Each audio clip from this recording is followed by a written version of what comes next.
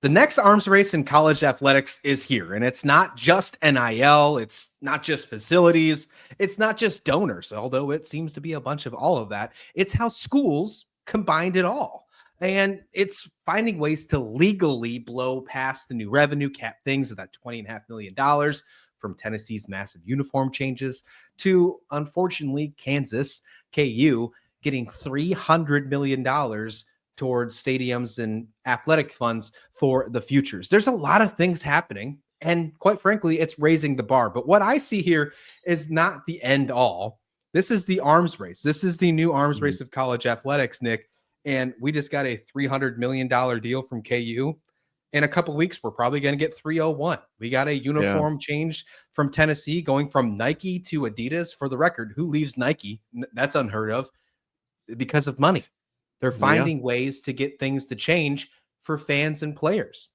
I don't know if it's the best thing for fans right now, but for players, you're going to get a chance to get more money, more things off the top just for wearing a different uniform or because of a very healthy donor. We're going to see a lot of people come out of the woodwork here, and this is a crazy way of how college football is going to find legal ways because of this new settlement and this new cap.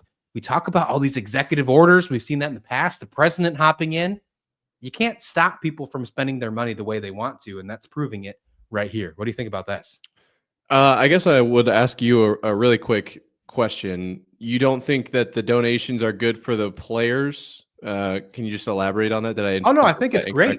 I think it's great. If I said it wrong, I apologize. No, I think it's probably my fault for the players. Yeah, you're all good. No, I think it's fantastic for the players. But what I think it is that this is not the end. We're going to find ways to look. If you're one of these college football fans that want structure, right? Like we've talked about in the past, like these executive orders, like what Donald Trump did to try and save college football. That was his title, not mine. And talking about how he wants to, find structure, this new cap revenue of $20.5 million, the potential roster size of 105, like to find structure to make sure that teams like Ohio State all the way down to Cincinnati have more of a level playing field. If you're a fan of that, then you're probably not a fan of this donor power, right? Where you have these high donors like from KU. Fans like David Booth, who just secured a $300 million gift, right? It's one of the largest single donations in college sports, if not the largest. $75 million going straight to upgrades. And then the rest is going to be a permanent revenue stream that helps athletics essentially turn donor money into a long-term athletics endowment. So it's going to help athletics. It's basically giving them a fair way cushion. To push past the red tape of that revenue stream. So it's interesting, but if you're a fan of the structure, this is bad for you. That's what I was. Okay, I misspoke my brain stopped working. I think what I heard was you didn't think this might be good for the fans, and thank you for clarifying there. I wasn't trying to. I was just mistaken. And to answer that, I think I would argue that this is good for the fans of those schools because let's say Iowa State received a $500 million donation. I think part of it too is how does the school actually use that money? I think Iowa State would probably, based on what I've heard from Jamie Pollard, squirrel it away and kind of get ready to use that over the next 10 years, which honest to God, smart play. That's probably what Iowa State needs to do with that money, as much as it's not what I think people want to hear. But then the 20.5 doesn't become as big of an issue because you have money on top of that. And so for schools, fans of schools that are getting these donations or these uniform changes are being made, I think that those fans are elated. It's the other fans that aren't. And I myself am in that camp because the Iowa thing, I know I talked to you before the show. I said I wasn't going to bring this up. I'm going to bring it up. I think this is just perfect. Iowa has this flight funds thing where fans can just donate and then that money basically pays the athletes. And I don't know if it's directly or if it's kind of like this donation where it's inflating the income of the athletic department. I don't know. I think it's a load. Okay. That's really what it comes down to. As a school or as a fan of a school that's not happening to. So really quick CTA call to action to everyone listening here. Go hit subscribe down below at Locked On Cyclones so we can push that subscriber up enough where I can make that donation, right? Where we can push Iowa State over the hump because I'm all for it. But when you aren't on that side of it, it is it's frustrating because it's not fair. It's not, and especially in the state of Iowa where the Board of Regents is, it's like, it's meant to level the playing field, but if anything, it's also like dividing at the same time. Yeah, no, that's true. K-State fans also hit that subscribe on Lockdown Cyclones as well. He's almost at 1,000 subscribers, so help him get there before the okay? game. Before the game, how crazy would that be, right? That'd be insane. But look, it's changing the way that we look at college athletics. Like Phil Knight from Oregon, right? Like that's the first one that comes to my mind. And immediately when I saw this news, I was like, Oregon's going to top this.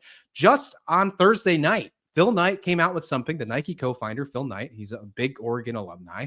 Him and his wife pledged $2 billion to Oregon University for Cancer Center. So it's the largest single gift to a U.S. university, none of it to athletics. That's why we're not bringing it up in this conversation. But it just shows that people and alumni are willing to spend their money. We see it with Campbell and Texas Tech, what they just did with their transfer portal. They're willing to spend their money to make that happen. So if you don't have a popular or famous or rich alumni, this whole $20.5 million cap is going to basically be a guideline, sure, but it doesn't mean much if you have players that are willing to spend the money. If you have someone who's willing to spend $5 million to bring a recruiting quarterback in, a 5-star quarterback, like what they did at Michigan, I think it was $5 million. They brought in the Michigan guy, the Underwood, right, to be the guy over there. So there's a lot of things, Bryce Underwood, yeah. So just a lot of things to keep in mind on here. For Kansas State and Iowa State, they can't sit back, although they might have no choice. But this arms race is a multi-front, Nick. I mean, this is an opportunity to get creative. This is what this is. They have to. Yeah, this is one of those things where in business, you're either a differentiator or you're a brand leader. Brand power, same thing. You're either a power leader when it comes to money or you're a differentiator.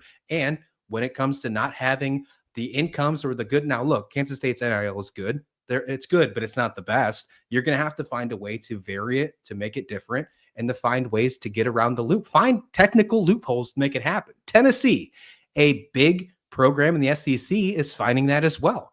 Tennessee just got switched from Nike to Adidas and now is getting $20 million a year instead of, I believe, $2 million they were getting from Nike. It was either 2 or 5 that they were getting from Nike. Now they're getting $20 million a year from Adidas just for switching at uniforms and athletic gear that you're going to get out of the bookstore for those fans. Now, do fans want Adidas instead of Nikes? That's a different conversation.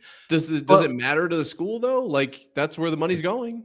Apparently not for Tennessee, because what matters is they now have at least $15 million more a year to spend on their athletic budget, whether it's men's basketball, whether it's women's basketball, football, doesn't matter.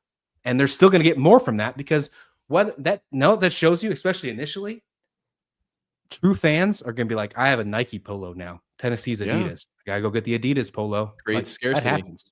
100% does. Kansas State and Iowa State need to get different. They need to get unique. You're absolutely right. I don't know what it is. I don't know what it can be, but there's plenty of opportunities out there. It's endless. We're seeing it right now every single day when it comes to donors, when it comes to changing uniforms. That $20.5 million cap is going to turn into a laughingstock number in the next 3 years. Like it's going to be remember when we thought there was going to be a cap? Ha ha. Like that's what's going to happen. Yeah, no, I agree. And to your point, like Iowa State, Kansas State have to get creative. It's like fend for yourself or you will, like, what do they say? It's like you have to eat or you'll die. Well, I can't remember what that is, where it's adapt like you just have to adapt or die. Yeah, like you have to figure it out or else you are going to be like a UNI, as Jamie Pollard said. I don't know exactly what the answer is, but I'm not going to say it even if I did. I feel like that's worth so much money. I'm not just going to throw that out there on the internet, but you have to. You absolutely have to. This is not like we'll wait 2-3 years. Like that's kind of the vibe I'm getting from Iowa State is like, we're going to wait till we're almost out of money and then we'll like figure this out. You need to be on this like yesterday. Yeah. Right now. Yes. Yep. 100%. Hey, Nick, guess what? Next time you and I talk, it'll be game week. Oh, let's go. Oh man, dude, you're getting me too pumped up. I got to go to bed soon. Nah, not allowed to do that. And folks, we are going to give you a Farmageddon Friday also in the middle of the week. We're going to be back twice. We're going to give you 2 Farmageddon episodes next week heading up to the game.